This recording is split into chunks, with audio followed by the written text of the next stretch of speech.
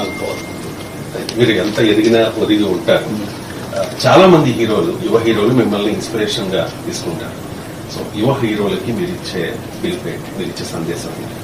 ముఖ్యంగా నా కొడుకు కూడా నేను ఎలాంటి సలహాలు సందేశాలు ఈ విమర్శ లేదు. ఎందుకంటే నేను ఎట్లా బిహేవ్ చేశాను, ఎట్లా నడుచుకున్నాను చిన్నప్పటి నుంచి వాడు చూశాడు. అలాగే పరోక్షంగానో ప్రత్యక్షంగానో నేను యువ హీరోలు కానీ ప్రతి ఒక్కరు కానీ వాళ్ళు చూస్తూనే ఉంటారు. అండ్ నేను నడుచుకునే ప్రతి నడవడికలోనూ నన్ను 100 మంది వాచ్ చేస్తున్నారు, కొన్ని వేలాది మంది నన్ను స్ఫూర్తిగా తీసుకుంటున్నారు, నన్ను ఫాలో అవుతారు. నేను ఎప్పుడు అది ఆ ఎరుకతోటి, ఆ జాగ్రత్తతోటి, ఆ అవేర్నెస్ తోటి నా ప్రతి స్టెప్ చేసుకుంటూ వస్తాను. కాబట్టి that it self is a message to the youngsters. మీరు సాధారణ వ్యక్తిగా కెరీర్ స్టార్ట్ చేసి ఇంత అంటే ఎవరెస్ట్ శిఖరం అంత ఖ్యాతిని గడించారు. మీరు సామాజిక సేవా కార్యక్రమాలు కూడా చేస్తారు. చిరంజీవి చారిటబుల్ ట్రస్ట్ స్థాపించారు. అలాగే ఐ బ్యాంక్, బ్లడ్ బ్యాంక్ కూడా స్థాపించారు.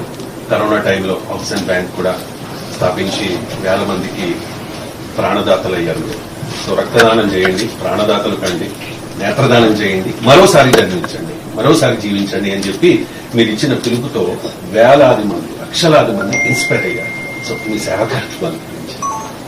సేవా కార్యక్రమాలు అనేది ఏ ప్రజలైతే నేను ఇంత వాణి చేశారో అది మాట వరుసకి నేను తీర్చుకోలేని రుణం, నేను రుణం తీర్చుకోలేనంటే మనం సభలో మాట్లాడుతుంటాం. అది మాటల వరకే. దాన్ని ప్రత్యక్షంగా మనం కార్యరూపం ఎందుకు చూపించకూడదు?